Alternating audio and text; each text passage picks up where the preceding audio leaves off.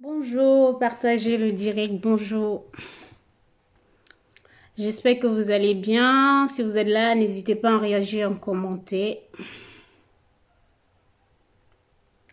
Aujourd'hui, on va parler de la modélisation mathématique d'un champignon qui attaque les feuilles du café, qui détruit la production du café. Alors, n'hésitez pas à partager le direct pour toucher le maximum de personnes parce que c'est un domaine qui est très important, surtout pour la production du café.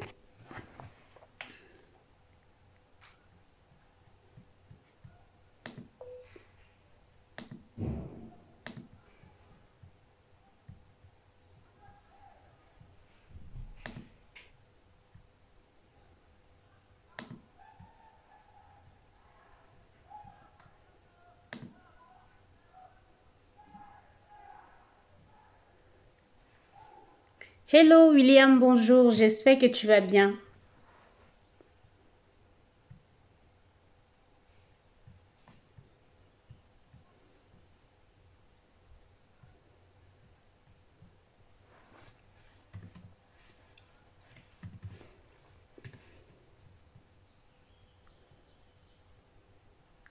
Hello Doris, bonjour.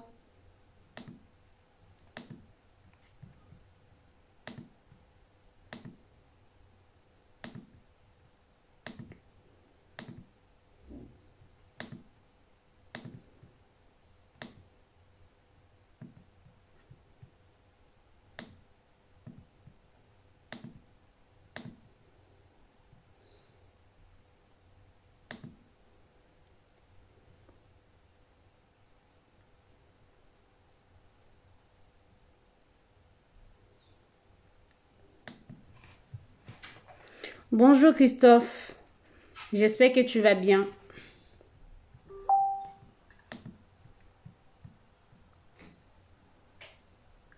Hello Doris, bonjour.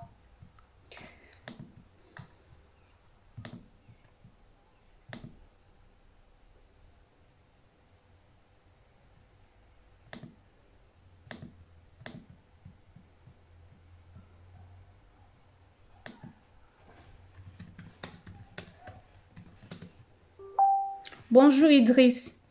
Salut Flamzy, j'espère que tu vas bien. N'hésitez pas à partager le direct. Aujourd'hui, on va parler de la modélisation d'un champignon qui attaque les feuilles du café et donner le processus de la modélisation. Donc, partagez le direct pour qu'on puisse commencer. Et n'hésitez pas à poser des questions en commentaire surtout. N'hésitez pas à poser.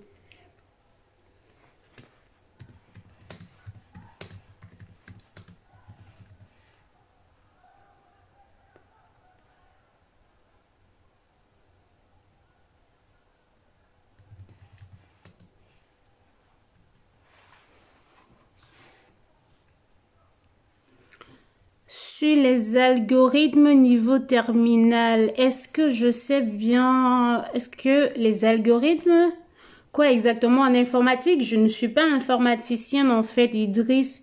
Donc, qu'est-ce que tu parles exactement des algorithmes? Si c'est un truc que je peux faire, oui, mais après, si c'est purement informatique, je vais pas le dire parce que je fais déjà plein de choses en mathématiques et je n'aurai pas assez de temps de faire, donc, de travailler dans tout le domaine.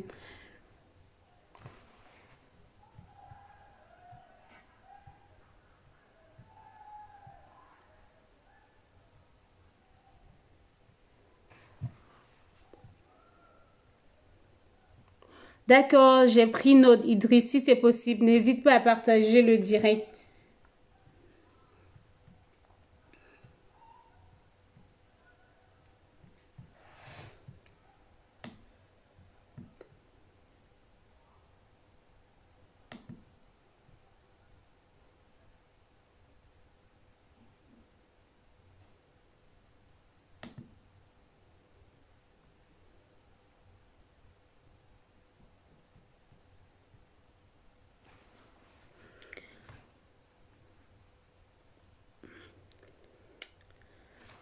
Hello, si vous êtes là, réagissez en commentaire pour qu'on puisse commencer. Salut Jean, j'espère que tu vas bien. Ça fait un bon bout.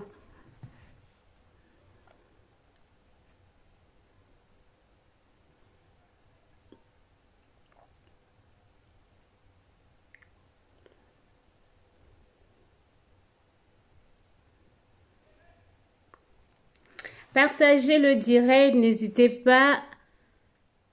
Ah, d'accord, des algorithmes en informatique, je m'en doutais bien. Bon, après, vraiment, si je te dis là que je vais le faire tout de suite, Idriss, je pense que ça va pas être possible parce que il y a énormément de vidéos que je fais en mathématiques et en plus, je suis mathématicienne. Donc, je vais demander à un ami s'il peut bien faire la vidéo dessus. Oui, je vais poser la question par rapport à cela.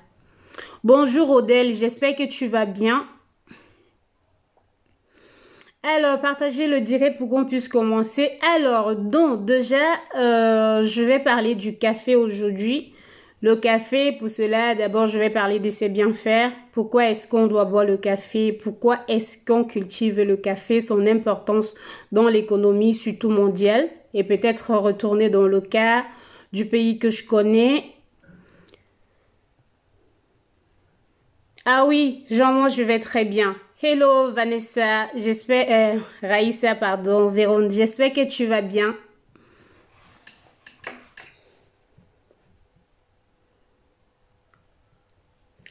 Je vais bien, Flamzy.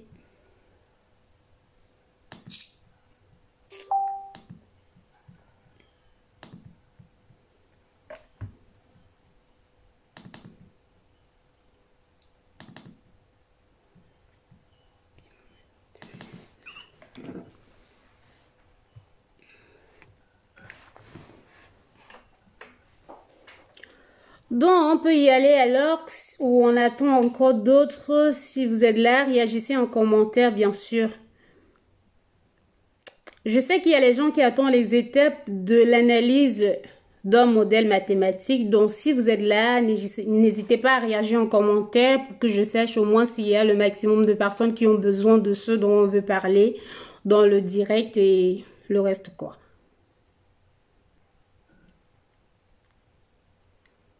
Pour d'autres questions, n'hésitez pas. J'ai juste oublié d'ajouter le lien de la chaîne YouTube où je fais des vidéos pour les élèves du lycée et du supérieur en cette période de confinement, surtout pour ceux de la troisième qui préparent le brevet, de la première et de la terminale pour le probatoire au Cameroun, parce qu'après on ne fait pas le probatoire dans tous les pays. Et surtout pour la terminale, bien sûr, parce que c'est bien plus proche. Et les élèves qui font le BTS et les élèves qui font la licence en mathématiques. Donc, vous pouvez visiter ma chaîne YouTube pour voir toutes ces vidéos-là.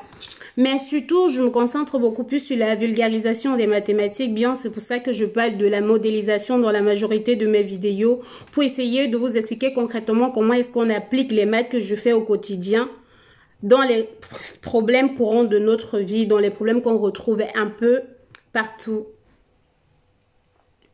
Hello Sabrina, j'espère que tu vas bien. Salut Nia le médiateur.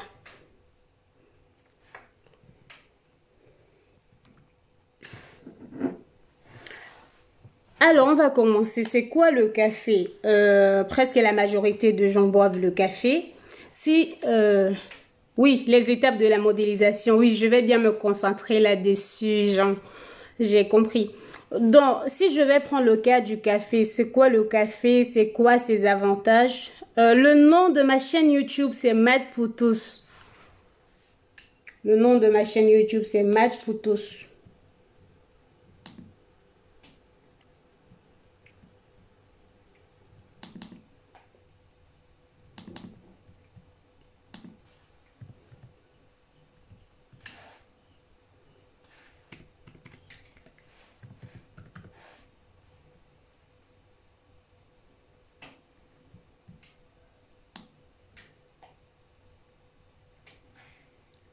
Je vais bien, Sabrina, merci. J'espère que toi aussi.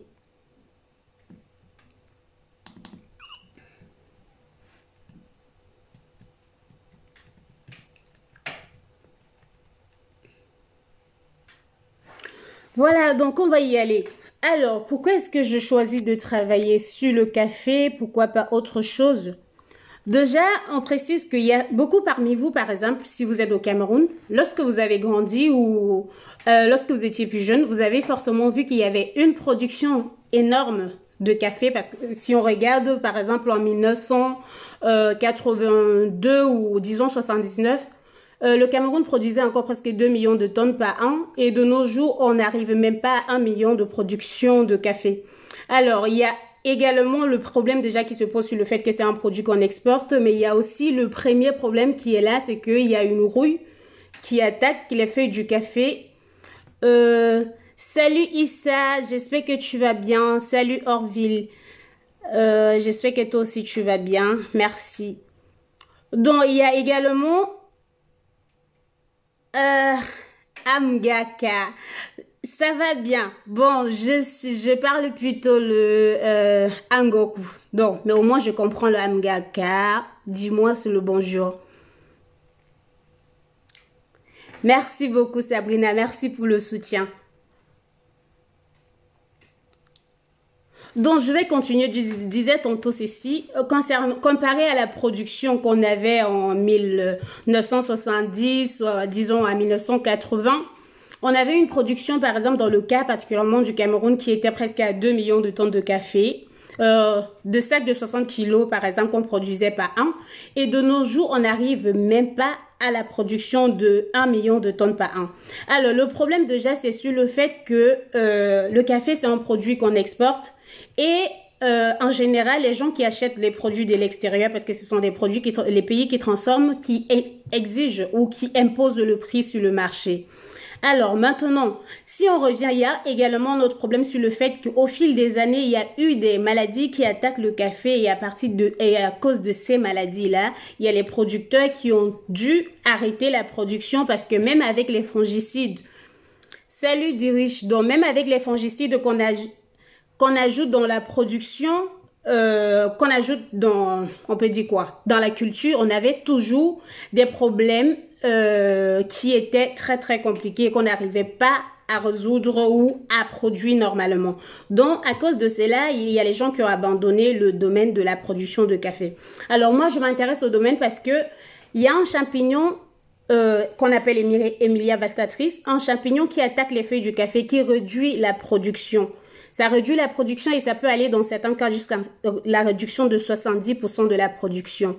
Et étant donné que le café, c'est une matière première qui est importante pour l'économie mondiale, bien sûr, très très important pour l'économie mondiale, il faut bien trouver des solutions pour éradiquer ou pour réduire ce champignon-là, pour permettre à augmenter la production du café.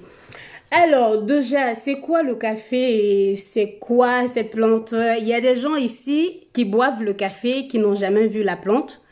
Et c'est bien l'occasion pour vous d'avoir une idée de ce que c'est avoir un plant de caféier. Salut Jordan. Alors, le café est cultivé généralement dans les pays de l'équateur et tout. Donc, on retrouve en Afrique, en Amérique latine. Salut Eman. Donc, voilà les pays où on produit le café.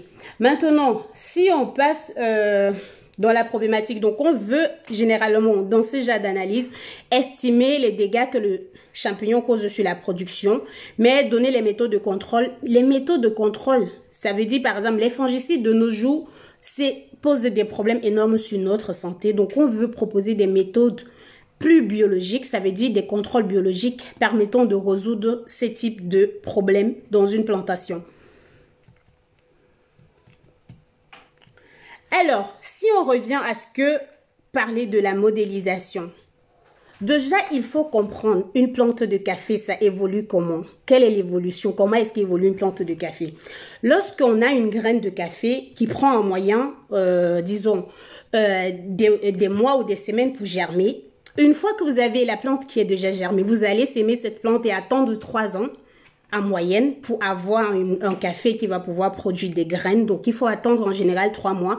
Donc, c'est une culture qui prend énormément de temps et qu'il faut être patient.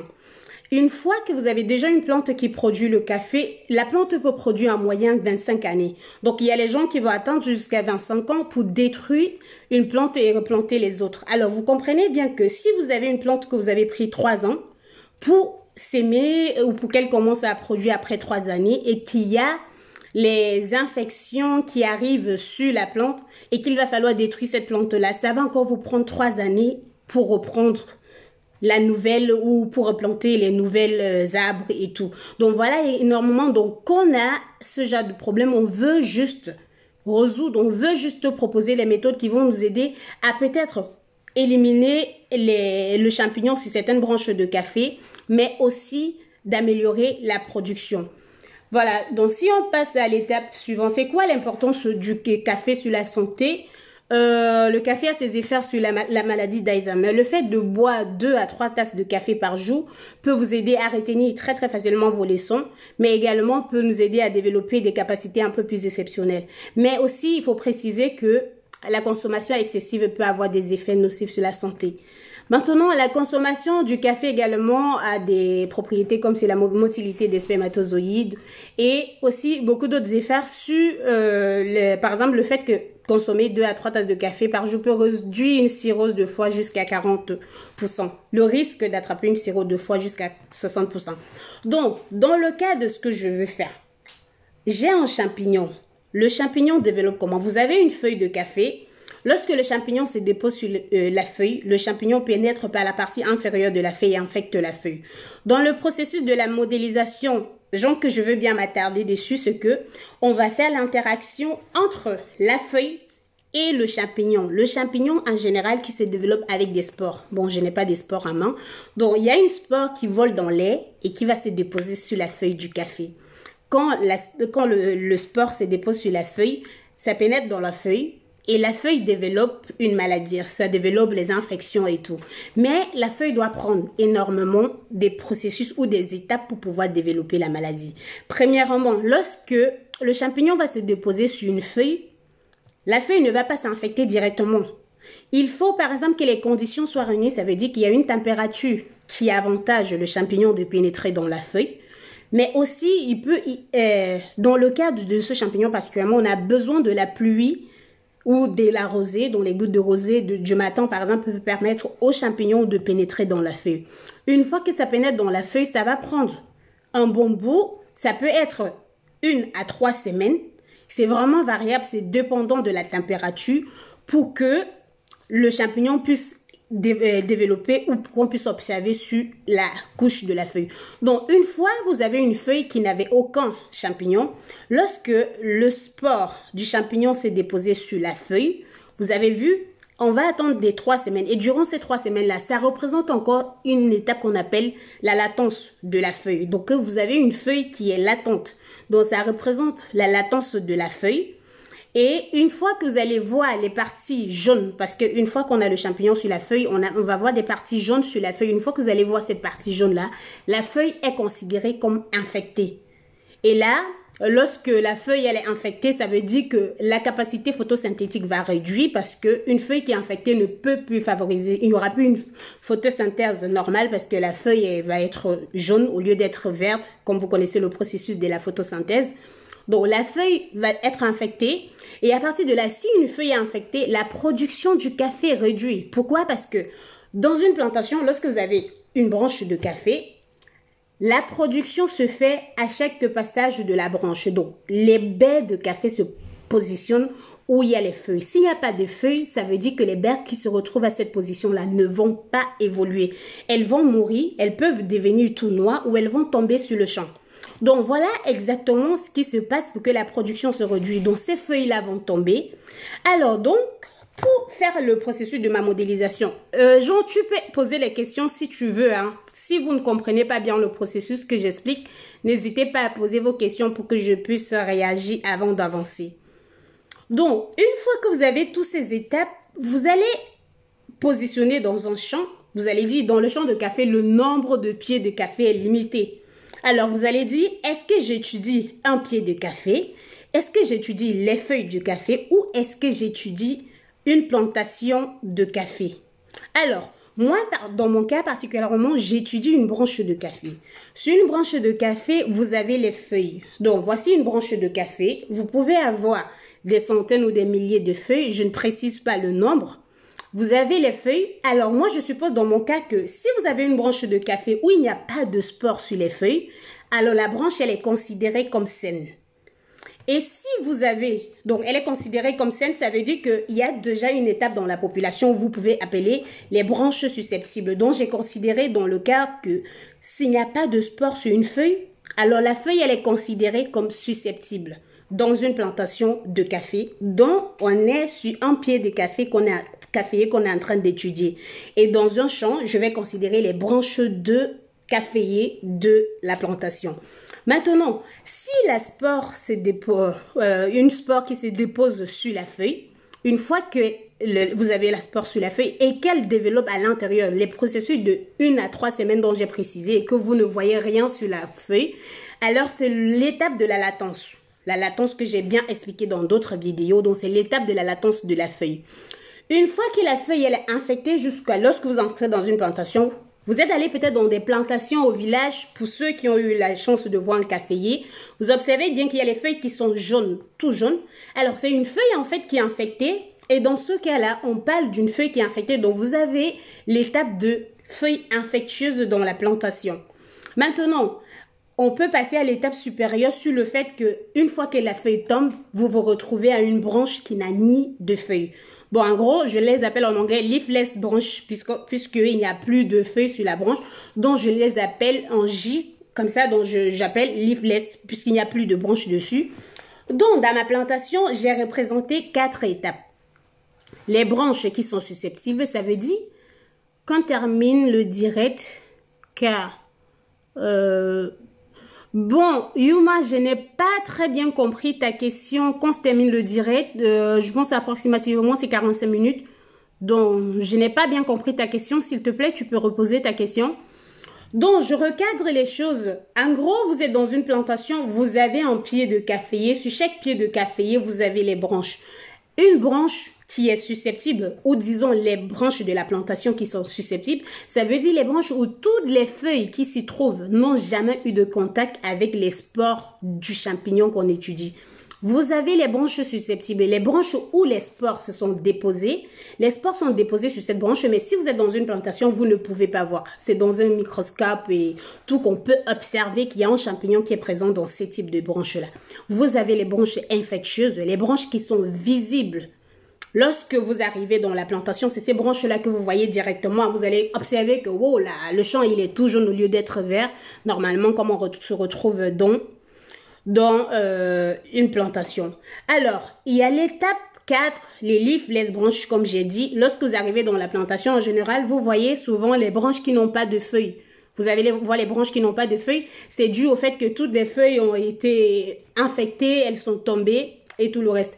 Mais bien sûr, dans une plantation de café, il y a plusieurs maladies. Hein. Je parle bien d'une maladie particulière, celui de la rouille orangée du café.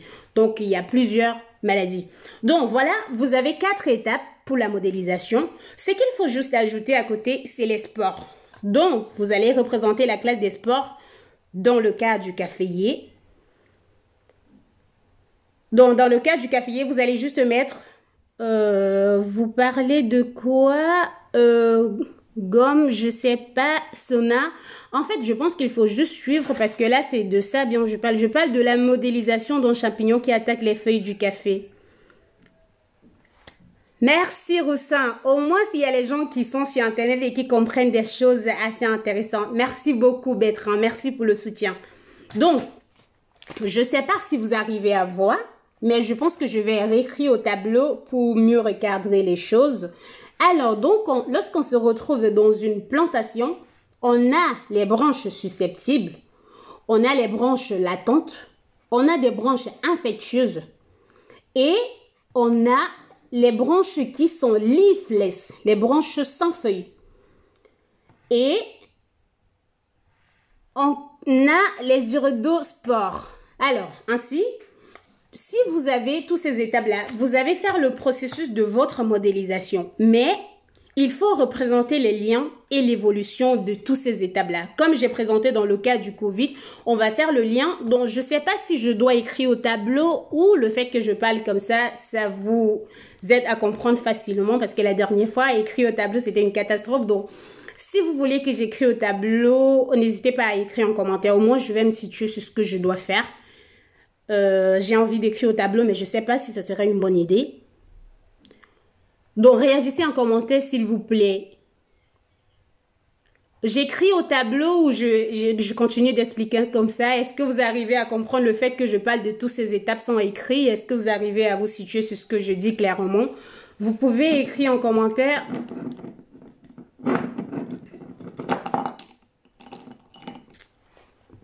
Alors, qu'est-ce que je vais faire? Ça aurait été mieux au tableau. Alors, donc, ouais, je vais dans ce cas me décider d'écrire au tableau. Bon, la dernière fois, c'était un peu une catastrophe. J'espère qu'aujourd'hui, ça va aller. Donc, je vais me débrouiller à écrire au tableau. Comment est-ce qu'on roule la caméra? Donc, est-ce que c'est OK là, le tableau? La dernière fois, j'ai très mal fait.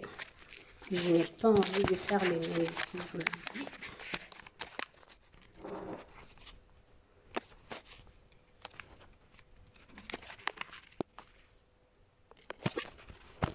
Alors, c'est OK pour le tableau. Est-ce que tout le monde voit clairement au tableau? Alors, c'est parfait comme ça parce que la dernière fois, le tableau, il n'était pas très bien encore. Donc, j'espère que vous voyez très bien. Donc, je continue. Voilà, ce que je disais en fait, que vous êtes dans la plantation, vous avez les spores qui infectent la feuille. Vous avez des spores qui sont représentés dans une catégorie. En général, dans le cas du champignon que j'étudie, ce sont les urodospores. Donc, vous avez la classe des urodospores. Vous avez les branches dans la plantation. Les branches qui n'ont jamais été infectées, les branches où toutes les feuilles qui s'y trouvent sont susceptibles. Alors, vous avez ces feuilles. Une fois que les spores sont transportés par le vent c'est le vent bien sûr qui transporte les spores, ou ça peut être les spores qui se trouvent sur le même pied de caféier. Donc, le vent transporte des spores, les spores vont venir se déposer sur ces feuilles, et ces feuilles-là vont devenir des feuilles latentes. Latentes parce que là, c'est ça. Je mets des pointillés parce que les spores se déposent sur les feuilles, mais les spores ne deviennent pas des feuilles.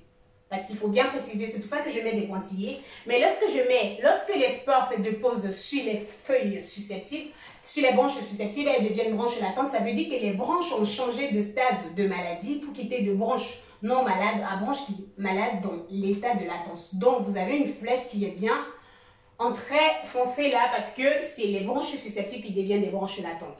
Lorsque les périodes de 1 à 3 semaines, comme j'ai précisé, de la latence se passent, ces branches deviennent des branches infectieuses. Infectieuses, comme j'ai dit, c'est celles que vous retrouvez dans la plantation facilement. Lorsque vous entrez dans une plantation, c'est ce qui vous frappe à l'œil.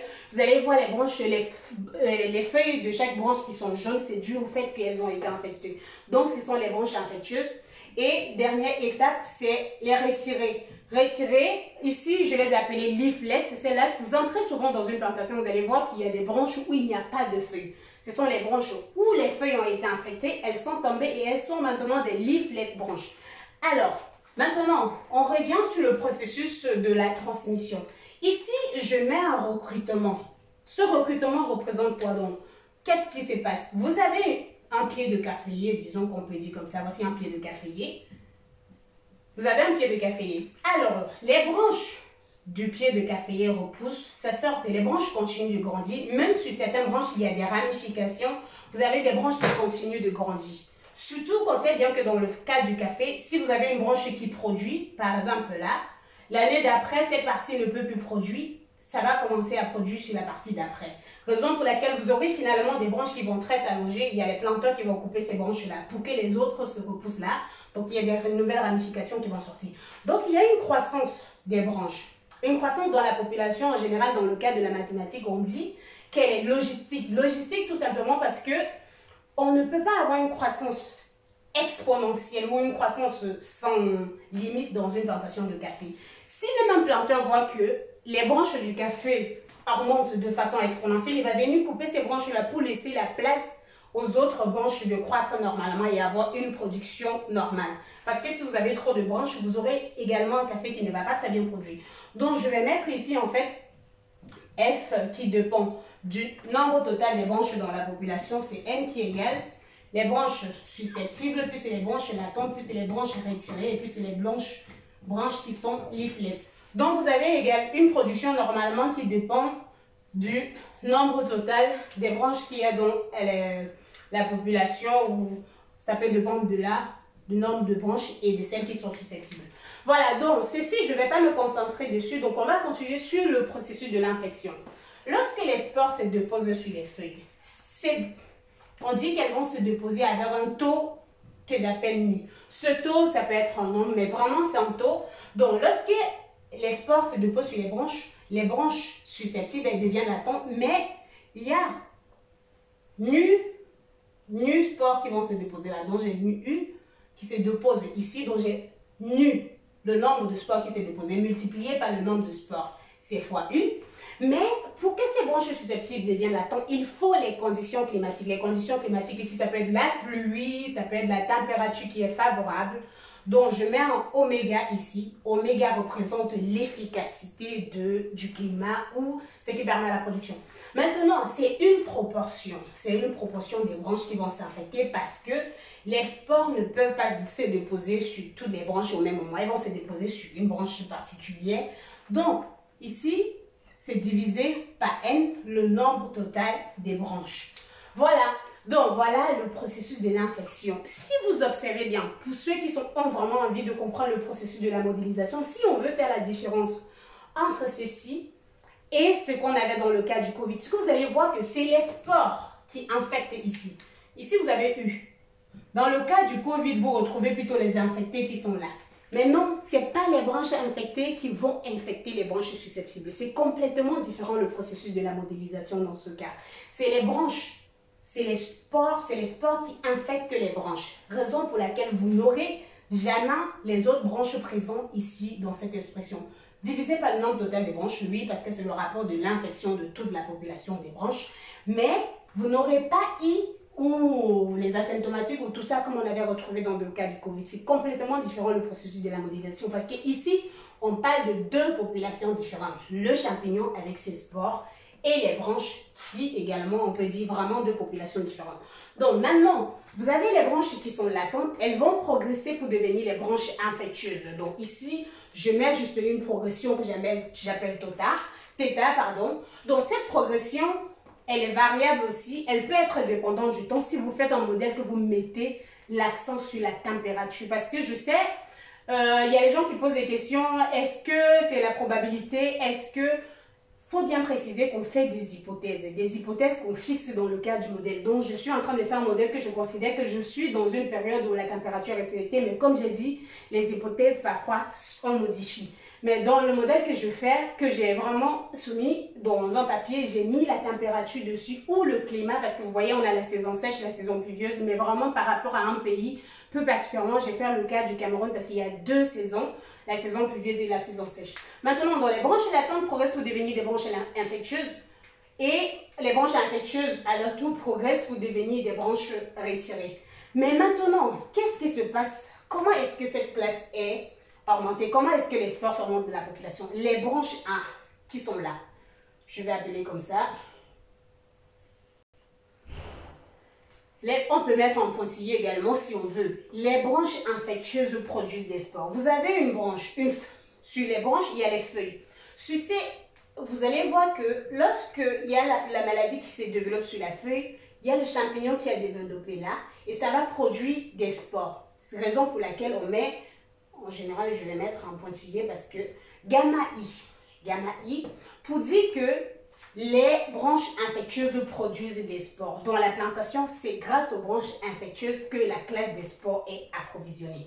Maintenant, comme on a parlé de la diffusion et tout le reste, on peut parler du fait que la classe des spores en elle-même, elle est rajoutée avec la diffusion et quoi et tout. Donc, on peut mettre un truc comme ceci. Donc, il y a une diffusion dans la classe des spores. Donc, elle-même, elle se rajoute avec cette diffusion-là.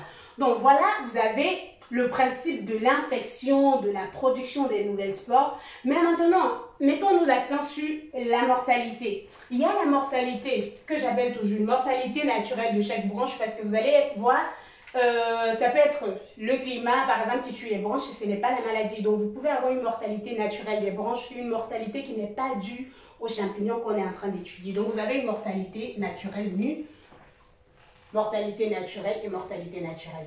Mais là, dans la classe des branches infectieuses, il y a une mortalité des branches due à la maladie. Toujours, je précise. Il y a une mortalité des branches due à la maladie parce qu'on étudie justement cette maladie dans le principe de...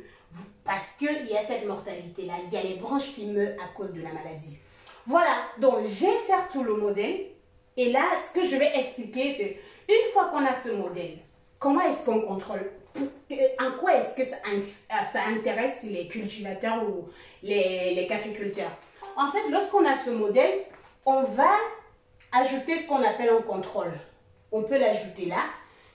On fabrique les champignons. Il y a des champignons qui mangent ces champignons. C'est le contrôle biologique. C'est ça que je suis en train d'étudier actuellement. Donc, on ajoute un retard ici. En général, on peut mettre Q. Un contrôle. Donc, on a mis des champignons dans la population de ces champignons-là pour que ça retarde le processus de passage des branches latentes aux branches infectieuses. Donc, on a un contrôle pour réduire la croissance de ce champignon qui attaque les feuilles du café. Mais maintenant, on peut avoir le choix de retarder la classe des latences. Et là, si on stoppe, donc si je mets 1 moins Q, multiplié par θ, Q par exemple, 1 moins Q, Q représente l'efficacité de votre contrôle que vous êtes en train de mettre dans la population, de ce que vous allez proposer à un agriculteur en disant, si je te donne tel produit, je te donne tel champignon, si tu mets 50% de champignons que j'ai donné, alors voilà ce que tu vas avoir à la fin pour les champignons qui détruisent ta plantation. Et si tu mets 100%, ce qui n'est pas souvent très réaliste parce que c'est très difficile de l'avoir, on peut avoir facilement 70% ou 80%. Alors tu vas donner à un cultivateur ou à un caféculteur et tu vas lui dire, voilà le produit que je t'offre. Lorsque tu vas attendre par exemple au début de la saison pluvieuse, parce que c'est surtout à cette période-là que le champignon décolle, au début de la saison pluvieuse, tu vas ajouter 70% de champignons que je te donnais. Alors en ajoutant 70%, ça va réduire. Là, on aura 1 moins 70% et quoi? Ça va réduire avec les analyses que j'ai fait, que j'ai présentées dans des trucs, parce que ici, je vais faire des simulations pour retrouver ces résultats-là. J'ai vu qu'en mettant 70%, on peut avoir vraiment un contrôle sur la maladie qui est total. Vraiment, on peut arriver à éliminer la maladie dans la population avec ce modèle que j'ai précisé. Donc, si on propose un champignon qu'on peut avoir un contrôle jusqu'à 70%. Mais c'est un peu compliqué parce que les champignons sont un peu hyper chers et les cultivateurs encore sont restés sur les fongicides. Parce que vous savez, après, j'adopte ces méthodes de contrôle biologique parce que c'est bon pour la nature, mais c'est hyper cher. Donc, on améliore encore pour essayer de trouver des trucs un peu plus acceptables ou du moins acceptables au niveau du prix par les gens qui cultivent le café. Donc voilà, c'est un peu globalement ce que je fais avec le modèle. Donc une fois que j'ai tout ce modèle, je fais l'analyse mathématique et tout ce que j'ai bien donné avant d'arriver à ce résultat que vous voyez, les conclusions sur ce qu'il faut pour éliminer la maladie dans la population.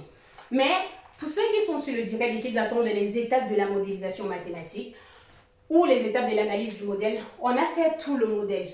Si on veut réécrire ce modèle en système d'équations différentielles, alors on aura en général S point. S point ici représente l'évolution des branches susceptibles au cours du temps, leur vitesse de croissance et tout. Donc en général c'est S point parce que tout ceci dépend du temps. Égale ce qui se passe là, à chaque instant T, on regarde dans l'instant T à l'instant delta T, delta plus T. Donc voilà, en général on regarde ce qui se passe en un instant delta T. J'ai déjà expliqué dans les vidéos comment est-ce qu'on arrive à la dérivée, donc on va pas s'attarder là-dessus.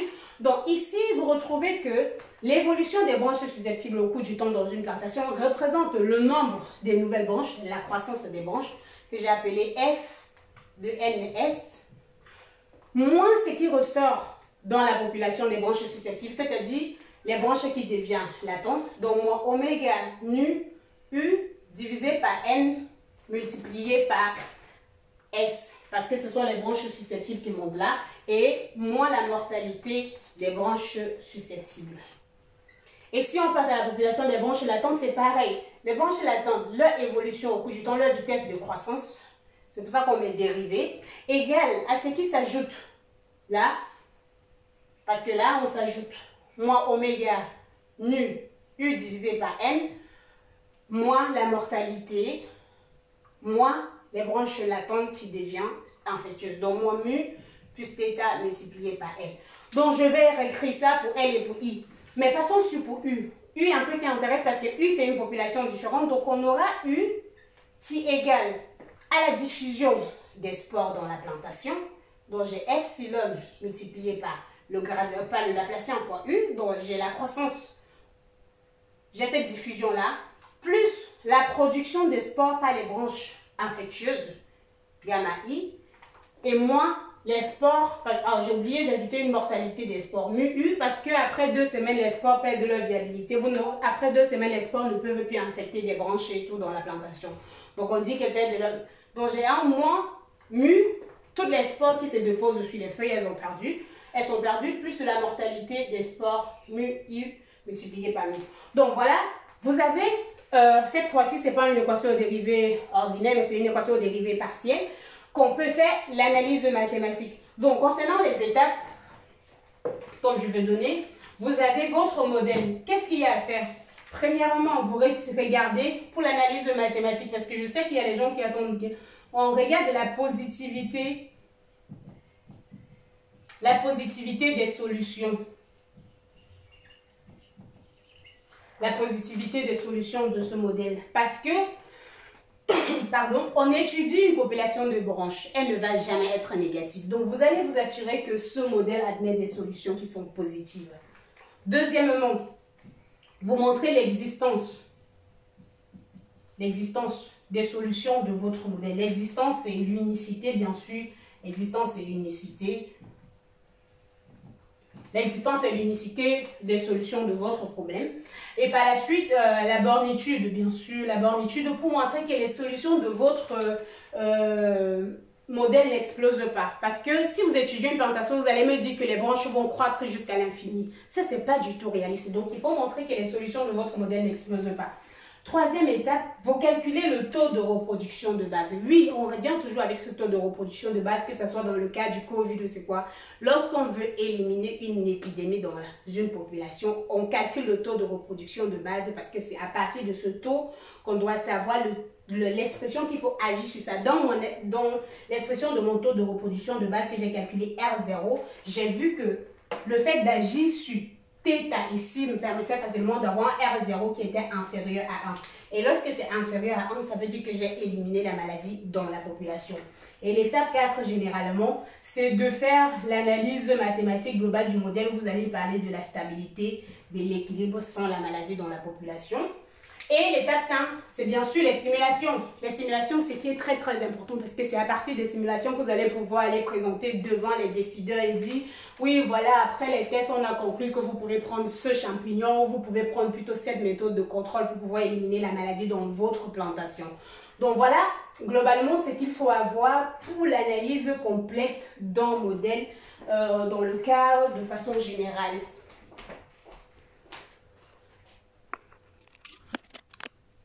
Voilà, donc je suis revenue, je vais répondre à toutes les questions.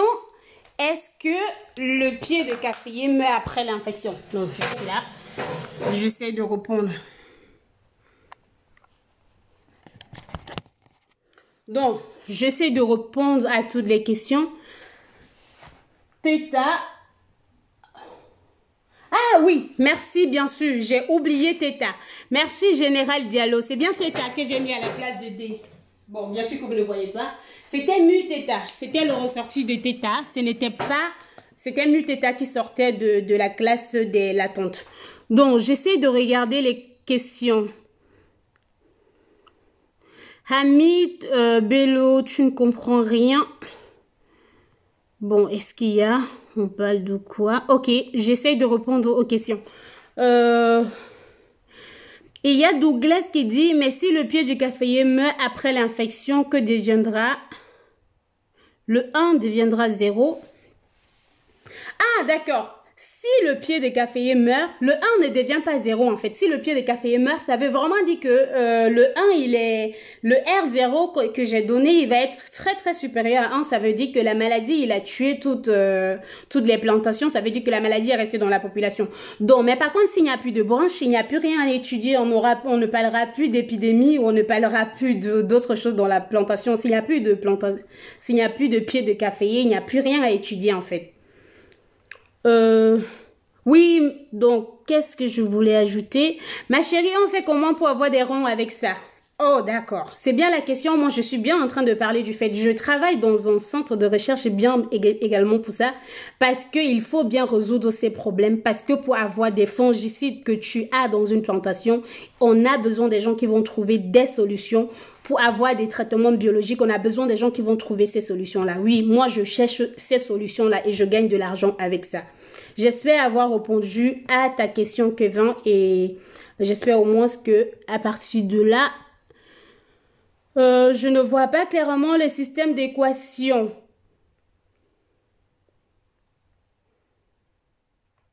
Je...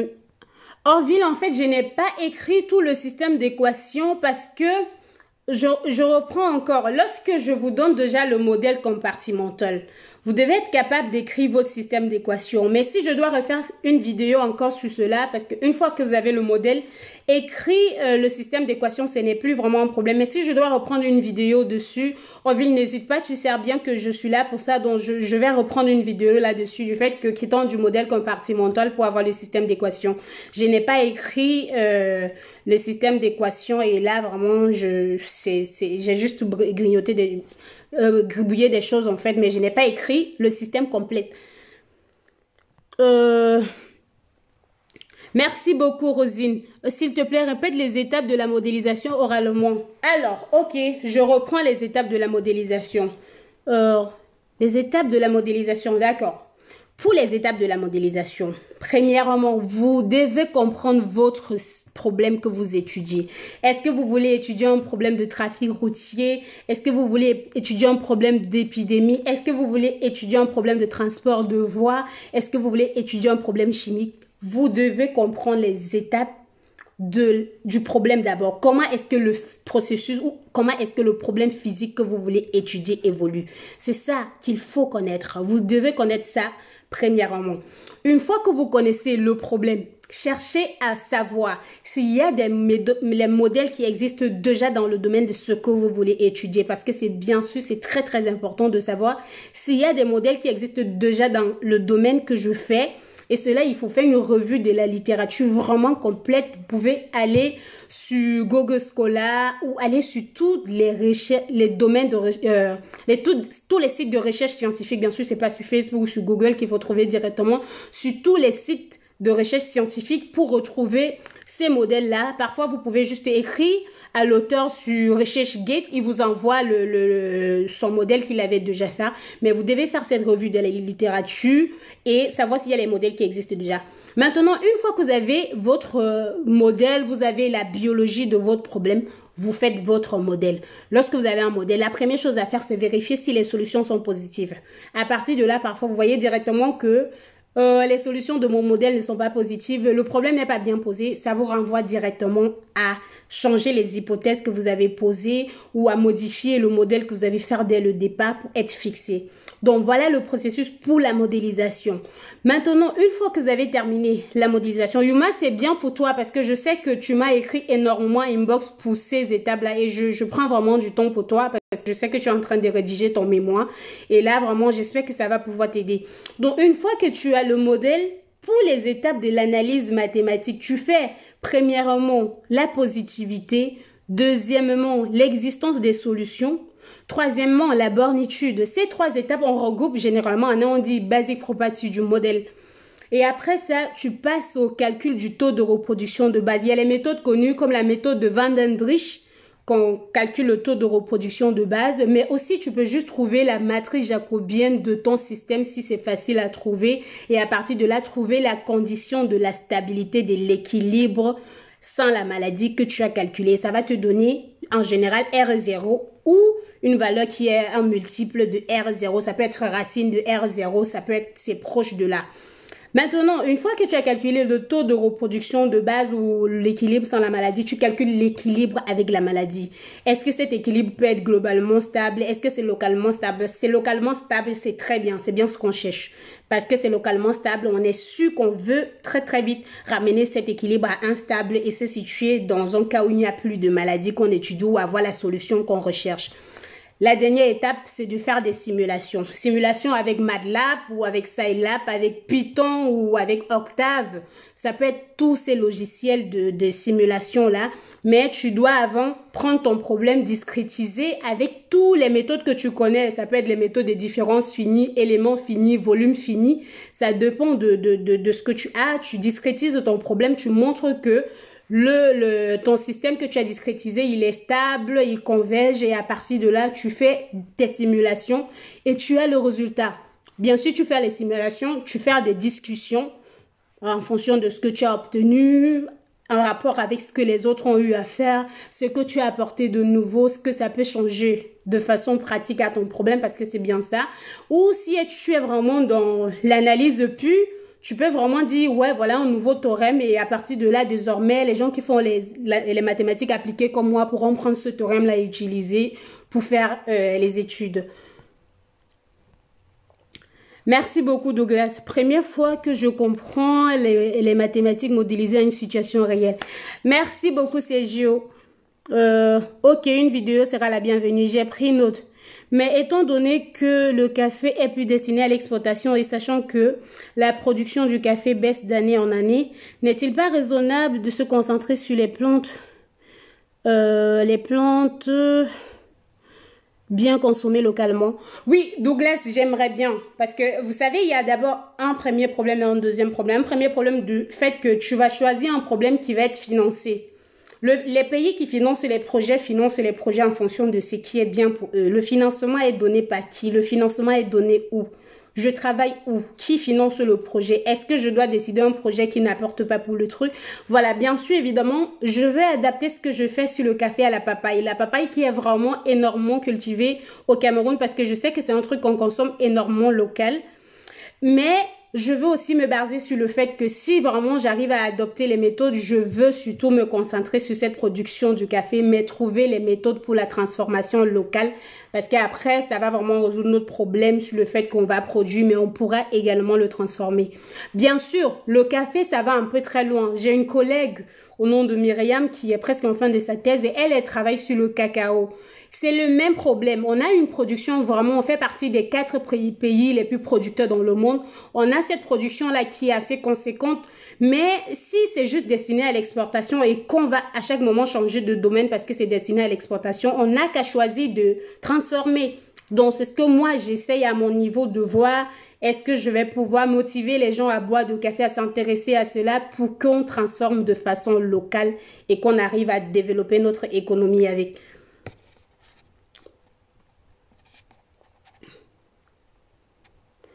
Bravo, merci beaucoup, Cléenne. Salut, Gisèle, j'espère que tu vas bien. Donc, voilà, Yuma, j'espère que c'est OK pour toi et que tu as toutes les réponses à ta question. Douglas, est-ce que tu as d'autres questions? Bonjour, Louis, j'espère que tu vas bien. Merci beaucoup, Caro. D'accord, je pense que j'ai répondu à ta question. Est-ce qu'il y a une autre question ou est-ce que j'ai répondu à toutes les questions concernant ces questions ou l'importance de la modélisation et le problème que je résous en tant que, je sais pas si je peux dire mathématicienne pure ou appliquée, surtout appliquée bien sûr, ou en travaillant sur des problèmes réels ou concrets qu'on retrouve dans nos sociétés. J'ai hâte que cette transformation soit effective sur le continent. Oui, Stéphanie, oui, je pense qu'elle va être effective parce que c'est bien pour ça que je travaille dessus. Je compte dessus parce que c'est grâce au café que j'ai fait mes études. C'est grâce à ça parce que mon père, il cultivait le café à l'époque. Malheureusement, ce n'est plus le cas de nos jours. Le saviez-vous que le café est très bon contre le coronavirus? Boire le café le matin est très bon. Du dernier temps, oui, je peux déjà répondre oui, mais est-ce que des tests ont été prouvés? Je ne sais pas globalement parce que le café, déjà, il peut réduire jusqu'à 40% le risque d'avoir une cirrhose de foie, mais une consommation excessive peut nuire à notre santé. Mais oui, le café a des effets positifs, par exemple sur la maladie d'Alzheimer, donc ça a des effets très on peut dire très bon sur la santé, mais surtout éviter pour les gens qui sont dans les problèmes avec les palpitations des cœurs et tout le reste. Donc vraiment, là, je peux dire oui aussi parce que le café renforce également les systèmes nerveux et quoi et tout. Bon, j'ai pas tous les détails. Quelles sont les formes physiques de la solution que tu proposes à la différence des fongicides? Sergio, les formes physiques que je propose sur le truc. Déjà, je rappelle, il y a la bouillie bordelaise qu'on utilisait longtemps à l'époque, que de nos jours on n'utilisait plus. C'était la méthode que nos parents utilisaient à l'époque et ça marchait, mais c'est pas très efficace si on a une grosse plantation. Moi, je propose les champignons qui sont des... on peut dire quoi? C'est une méthode biologique, bien sûr. Donc, je propose des champignons qui sont des prédateurs du champignon qui attaquent le café. Je propose ces champignons-là. Ça, c'est une méthode biologique. Dans le cas du cacao, ce que Myriam elle a fait, on propose des insectes stériles. Des insectes qui vont croiser les mâles qui détruisent les cabosses de cacao. Ces insectes-là vont juste accoupler les autres insectes et il va finir par détruire la population. Ça, ce sont des solutions biologiques. Dans le cas du paludisme, c'est pareil. Comme la Chine a fait pour éliminer le paludisme chez eux, il faut des moustiques stériles qui vont accoupler les moustiques ou les anophèles pour pouvoir les détruire complètement. Il n'y aura plus de reproduction et tout le reste et on va résoudre le problème. Merci beaucoup, Douglas. Merci, Eman. C'est très intéressant. Merci. Ok, Orville, mais j'avais fait déjà une première vidéo sur les étapes de la modélisation. C'était dans le cas de la chaux de pisse, si je me rappelle bien. J'ai fait une vidéo là-dessus. Vraiment, il faut d'abord, tu peux regarder toutes les autres vidéos et tu me dis pour les étapes que tu n'as pas compris. Tu peux m'écrire inbox, tu le sais et je vais te répondre. J'ai un problème identique avec les nanofibres des résidus et plus de plantes. Ah, ouais. Ah, ah, ah. C'est Jo, bon, si tu le dis, mais non, malheureusement, je suis une fille Bouddha à 100%. Donc, c'est après, voilà, comme Roussan a dit, je suis juste une fille camée, c'est tout, quoi. Et c'est bien ça qu'on prône, c'est bien ça qui est important pour nous, c'est ça qui nous réunit. Si on a besoin, on a tous besoin de ça pour évoluer pour faire grandir notre économie. Pas besoin de connaître de quelle région on vient, c'est pas important. Voilà, merci déjà Roussan à toi pour le soutien, parce que je sais que tu es là tout le temps, donc merci pour le soutien, merci à vous tous d'avoir répondu présent et j'espère que pour les élèves qui sont là ou pour les étudiants, vous avez vraiment pris le nécessaire et j'espère aussi que ceux-là qui ont encore des soucis sur l'application des mathématiques dans notre vie au quotidien, j'espère qu'à travers ces vidéos, vous n'allez pas hésiter à orienter vos enfants, vos filles vers ces filières-là et surtout comprendre qu'il y a un bénéfice à cela. Alors, je vous retrouve pour un prochain direct. Et la dernière fois, je vous ai posé la question sur le sujet à choisir. Vous m'avez proposé des trucs que je n'arrivais moi-même pas directement à comprendre. Il fallait me prendre du temps, comme la modélisation du transport de la voix. Je sais qu'il faut prendre du temps pour regarder ça. Mais je pense que pour le moment, je ne peux pas le faire directement. Et pour ce qui concerne les simulations du Covid dont vous avez dit, je ne peux pas faire des simulations en direct sur Facebook, mais si vous savez s'il y a une méthode où je peux vous présenter MATLAB et simuler progressivement les modèles du Covid que je vous ai présenté la semaine passée, où je peux simuler, pardon, proposez-moi ces méthodes-là parce que je ne connais pas ce qu'il faut faire. Si je peux simuler en direct sur Facebook, je ne pense pas que ça soit possible. Mais j'aimerais bien, parce qu'il y a les gens qui ont demandé à ce que je fasse des simulations dessus, j'aimerais bien faire cela. Et bon, dans les prochains directs, je vais me retarder encore dessus sur la modélisation pour un autre phénomène, un peu proche de ce qu'on a, mais pour que ça situe également les étudiants surtout sur ce problème de modélisation parce que je sais que c'est ça le gros problème. L'analyse mathématique n'a pas un gros souci, mais la modélisation, la compréhension du phénomène. Alors, à très bientôt et on se revoit samedi forcément. Jusqu'après le confinement, ça sera plus pareil. Allez, bye!